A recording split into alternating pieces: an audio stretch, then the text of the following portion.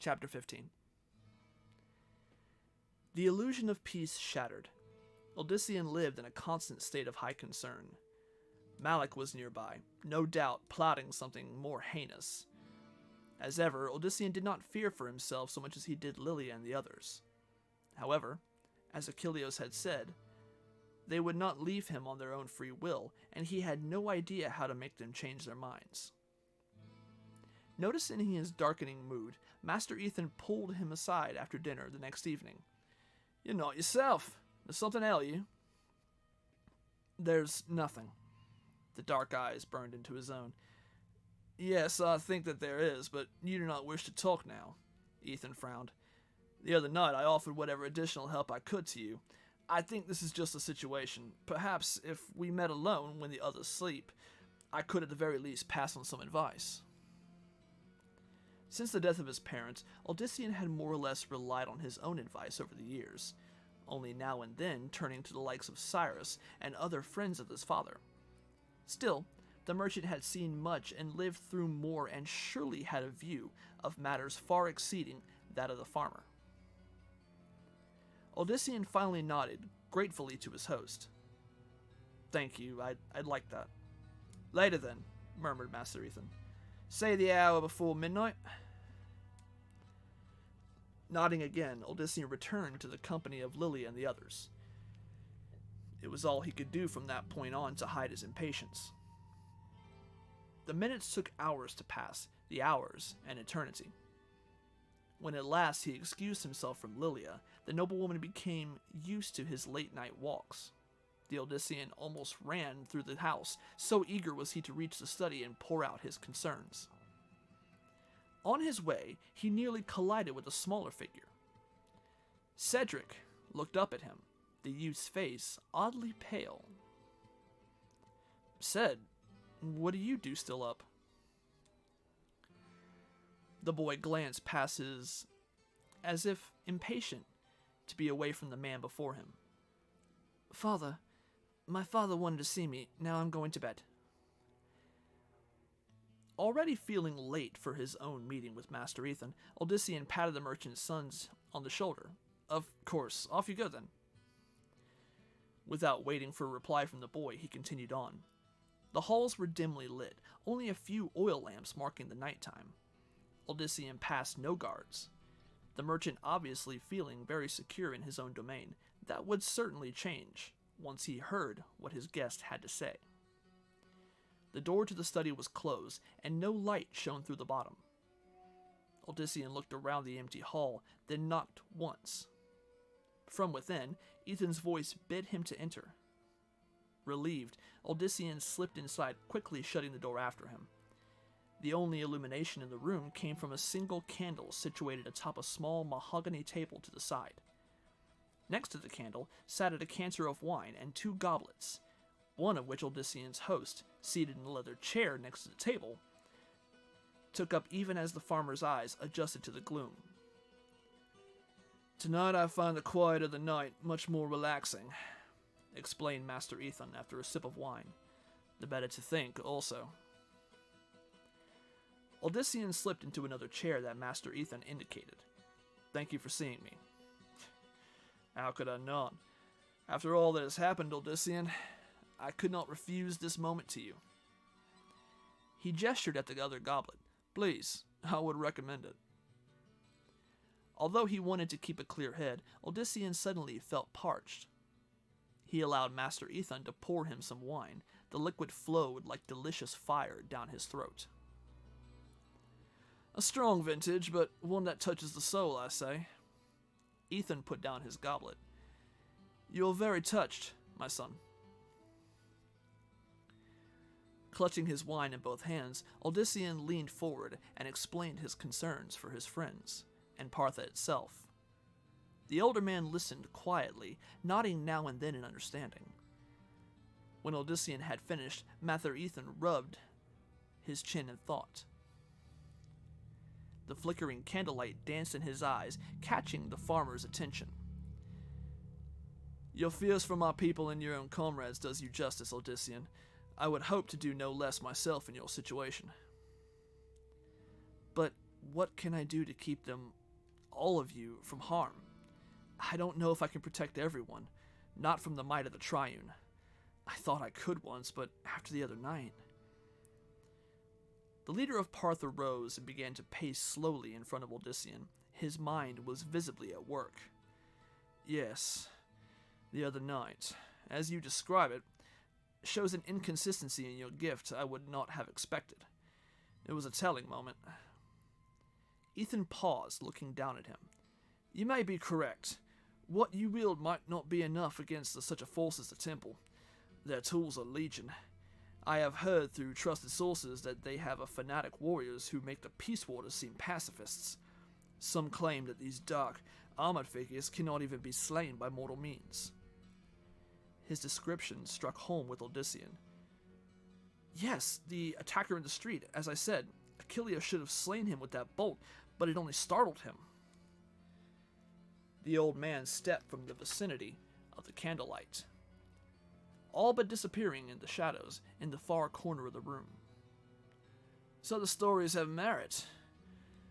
It almost makes me suggest, but no, you would never do that. What? Odyssean was willing to try almost anything, if it would at least protect the woman, the people he loved. Tell me! Master Ethan turned to face him again. If not for the fire of the candle reflecting yet again in his eyes, Odyssean would not have been able to read anything of his expression. In that gaze, though, he saw determination, and that strengthened his own resolve. There is one way to protect them, and my beloved Partha, but I feel much guilt even suggesting it. Please, I won't hold anything against you, Master Ethan. You've been nothing but a good friend and host. Very well. It may be, my young Odyssean, that you can only accomplish what you wish by leaving them without any notice. Leave them in the dead of night, and ride out of Partha, as if the hounds of the temple are nearly upon the town. Ride out and meet with this Malik. Odyssean leapt to his feet, the goblet dropping and the chair falling backward. What? Hear me out. Malik came for you. He wants only you. Whatever the outcome of your encounter with him, by abandoning Partha and the others, you remove them from the situation entirely. The Triune will trouble them no longer. The terrible thing was, what he said had not gone unconsidered by Odyssean already. Yet to hear it said so bluntly put a solid weight to it that pressed down hard on his heart. But it would keep them all safe, especially Lilia. Still, there was something else to think about. But the High Priest's minions are already in Partha. It may be too late to undo that. They watch for you. They will assuredly see you leave, even if you choose to do so this very minute. Such creatures will immediately follow their prey. Or does that not make sense? To Odyssean, it made dreadfully perfect sense, and yet there was that about Master Ethan's suggestion that did not sit right with him. But it's the only way, his mind insisted. The merchant stood silent, letting Odyssean battle this out himself. Leaving the others behind was the only true course of action. This was strictly between he and Malik. They would all follow me, you think? The creatures of the High Priest, I mean. I would guarantee it. To do anything to the contrary would be absurd. That finally settled it for Odyssean. I've got to do it then. His host bowed in acknowledgement of the heaviness of his decision. I will assist you to the best of my ability, in any way that I can. Ethan reached out a hand. Odyssean instinctively did the same, but just before the two men could shake, a sense of urgency overtook the son of Diomedes. He pulled his hand back and stared at the merchant's eyes. There was something wrong about them. He tore his gaze from the merchant's, suddenly needing to look toward the ceiling. It was too late. From the darkness above, a heavy armored form fell upon the farmer. It brought him to the floor, their combined weight cracking the boards beneath them. There is ever something that causes the best plans to somehow go awry, snapped a voice that was not the merchant's. I begin to wonder if it has to do with your curious and unpredictable abilities. Even as Odysseus struggled against his opponent, he recognized the new voice. It was Malik speaking. Malik in the guise of Master Ethan. Also very simple. Well, so it was supposed to be. Lure you out into the wild where this could be handled without further complications, but as with last time, nothing can go simple. Where you are involved, farmer. Can it? His face was almost crushed into the floor. Odysseus gasped, Where's Ethan? Why, right here, replied a voice that was now both Malik's and the merchant's. Let him see. The cleric ordered Odysseus' guard. From behind, a thick hand grabbed the captive by his hair and pulled hard, forcing him to look up. The image of the merchant still stood before Odysseus. Right here in the flesh, Ethan said, once more using the high priest's voice. The figure chuckled, then added, or at least wearing his flesh. He reached up and touched his cheek. With the palm of his right hand, where the hand came in contact with the face, the skin suddenly dripped as if melting. In large portions it started sliding down to his chin, where it hung in gobbets. Odysseus' stomach turned. He struggled to free himself, but the monstrous warrior had him in a tight grip. Through the macabre display, the high priest's own dark countenance began to peek out. Malik pulled his hand away, which caused the horrific melting to cease. He showed Odysseus his palm. Revealed there was a sight more terrible than the feast, for it was no human hand that Malik had, but rather something that matched his demonic heart as well. The high priest flexed what passed for fingers, and it amazed Odysseus that he had not noticed the misshapen appendage despite the disguise. A simple use of misdirection and illusion, explained Malik, reading his expression, or his thoughts. He thrust the limb closer, granted me by my master to assist in this hunt. I tested it twice before the merchant, whom the Morlu caught as he was returning to his home. He was an opportunity that I could not pass up. Odysseus spat at the man, unfortunately coming up short with his effort. His guard, a Morlu, the high priest had called him, rewarded the captive's attempt by slamming Odysseus' face in the floor again. That will be enough, Malik commanded, whether to his prisoner or the guard, it was impossible to say. Raise the fool up. Another pair of powerful hands took hold of Odysseus' right arm. The Morlu shifted to the left. The two armored giants held Odysseus in vice-like grips. Not as I originally intended, but this will do. The door opened. Glancing there, Odysseus saw in horror that Cedric had returned. Go! He shouted at the youth. Run! But instead of obeying, or at least looking fearful, Cedric ignored the warning. To Malik, he said, The woman's not in the room. The blood drained from Odysseus. The voice emerging from Ethan's son was no more that of the boy than Malik's had been the merchant's. No, he gasped. No. She must be there, insisted the cleric. I sense her there even now. The arm, too, verifies that. It is drawn to her, as the master said. You looked in the wrong room. Cedric shook his head. With a dismissive shrug toward the gasping Odysseus, he grunted. This one's scent is all over the room, and the bed. Nothing of her. No smell, no trace. Malik reconsidered. I see. This is a wily prey, certainly more than this buffoon. Odysseus could not make sense of everything the pair said, but one bright point stuck out. Malik had sent this abomination. Tears streaked down Odysseus' face as he thought of what had happened to the lad, to hunt for Lilia.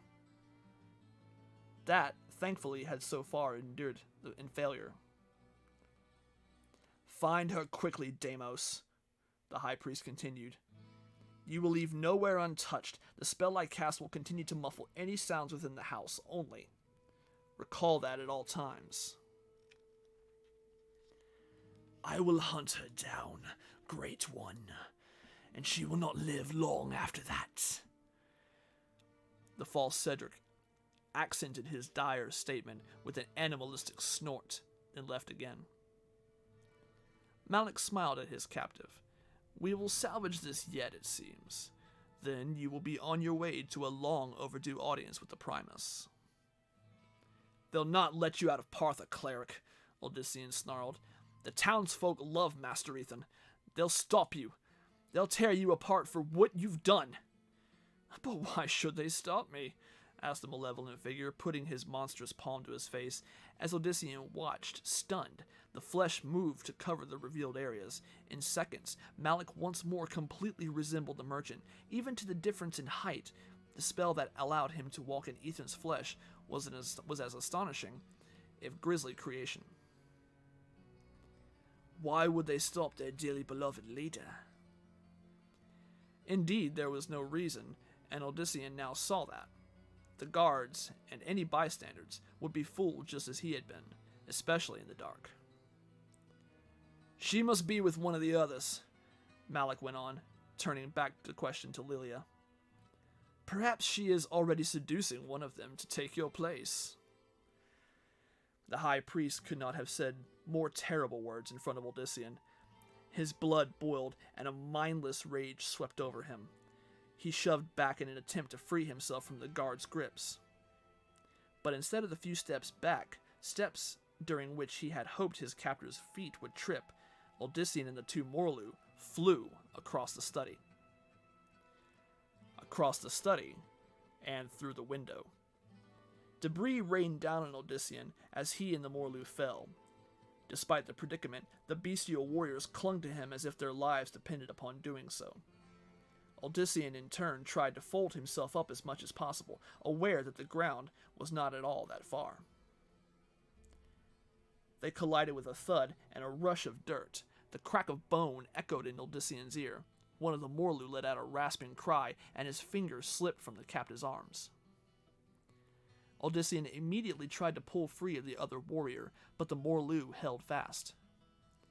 As the two rolled over, they came face to face. The night shadowed the Morlu's countenance much, but not enough at such close range to prevent the son of Diomedes from seeing the black pits where the eyes should have been. A fist in the Morlu's chin did nothing. Odyssean grabbed for the throat just as his foe did the same. The warrior's fingers all but threatened to crush his windpipe, yet, for some reason, the Morlu held back. It took Odyssean several precious seconds to understand why. They still wanted him alive after all this. Why else try to take him in secret? However, while that gave him some hope, he could not completely discount the Morlu for getting orders and finally simply killing the man with whom he struggled. What stared at him from within the unsettling ram skull helmet was not human. Not anymore. At any moment, his foe might become lost in bloodlust. With all his will, Odyssean attempted to summon the same strength that had thrown him and his two bulky adversaries so far away. Gritting his teeth, the farmer swung at his foe again, this time aiming at the only target, the heavily armored chest. The Morlu blocked his wrist, slowing the strike. Odyssean's fist splayed open, his palm slapped lightly against the breastplate, hardly enough to do any damage. The Morlu went sinking to the ground as if a huge, invisible hammer had struck him. He sank so deep that there was not even a trace of him to see. Another hand seized hold of, even as Odyssean sought to recover. Shouts erupted from somewhere else, likely Master Ethan's guards coming to protect their employer and his property. Odyssean wanted to warn them of Malik's horrific masquerade, but the remaining Morlu, having recovered from the fall, now fell upon him in earnest. Perhaps recovered was not quite the correct word, for as the warrior spun Odyssean to face him, the son of Diomedes found himself staring at a head bent completely to the right. A good portion of the Morlu's neck stuck out in an obscene and impossible manner. Yet none of this appeared to matter to the furious creature. Once again, fingers clamped around Odyssean's throat. The Morlu squeezed, but not enough to kill. Odyssean's air was cut off. He knew that all his foe had to do was wait for him to pass out. Then Malik would have his prey, and no one would be able to save Lilia. Reaching up, Odyssean grabbed hold of one side of the Morlu's head. Gritting his teeth, he pulled as hard as he could. With a horrible sucking sound, the head came free. The Morlu's body shivered, and the fingers released. They grasped blindly for the head, which Odyssean pulled back. Like something out of a ghastly puppet show, Odyssean led the torso several steps toward the wall surrounding Master Ethan's estate. Then, with as much strength as he could muster, he threw the head over. The torso lunged only to collide with the wall. It repeated the attempt, but with the same results. On its third try, the headless body stumbled, then slid to the ground where, at last, it stilled. Exhaling, Odyssean quickly looked back at the house. There was no sign of any activity in the study, but around the guards, they scurried. 2 of them closed on Odyssean. The moment that they recognized him, the pair slowed. He gestured at the house. "Inside! There's more inside! Beware! You must cut off their heads!" They looked at him with somewhat fearful expressions. Odyssean did not care if they believed him. He ran past already fearful that Malik had located Lilia, or any of the others for that matter. Busting through the front doors, he stumbled over something in the dark. Twisting around on the floor, Odyssean discovered to his horror a corpse that surely had once belonged to one of the merchant's household servants. Once again, the contents of Odyssean's stomach threatened to come up, for the body had been completely and perfectly flayed. First Ethan and his son, now this poor soul. Odyssean was caught between revulsion and bitterness. Each of the horrible demises could be tied to him, yet Odyssean was not foolish enough to blame himself alone. Malik was the culprit who had done the foul work, Malik at the bidding of the Primus. Anger again overwhelmed him. There was nothing that Odyssean could do about the mysterious Lucian, but he could try to see about making certain that the high priest troubled him no more, even if he had to sacrifice himself in the process. The guards he had spoken to stopped at the entrance, the torch in the hand of one illuminating the grisly scene for them. They stared round-eyed at Odyssean. "Beware anyone in the house bearing a weapon, or anyone with the semblance of your master and his son, if they are truly Ethan and young Cedric." He had to choke back the emotions swelling up, or the guards would suspect the truth. "Then they will understand that you locking them away is for their own safety." "Lock them away?" blurted one man in surprise. "For their own sake and yours, trust me." If Odyssean had been any other person, the men likely would have rejected his commands, but they knew of his miracles. Odyssean cursed silently, wishing that more than a handful of people had exhibited some abilities akin to his own. At the moment, he would have been happy with Romus or Jonas at his side. Or Achilleos. The archer was his only hope. Achilleos had nearly slain Malik once, and could have killed one of the Morlu, if aware how. As the guards sought to catch their wits, Odyssean raced up the steps to the next floor. Already he pictured Lilia lying dead in the corridor, and the fear of that coming true urged him on despite his injuries and exertion. The room he shared with her lay directly ahead. Mustering his strength, Odyssean threw himself at the door. With a crash, it fell open. Odyssean immediately rolled to his feet, ready to face 100 Maliks. But the sinister cleric was not there, and neither was Lilia. Instead, a frightened young woman huddled in the far corner. Odyssean recognized her as one of the women Master Ethan had commanded to see to the noblewoman's needs, while she was his guest. "Where is she?" he roared, ignoring her fear. "Where is Lilia?" The woman wordlessly pointed out a huge oak clothing cabinet. In addition to what she had been wearing on her arrival, she now had other garments procured for her by their host.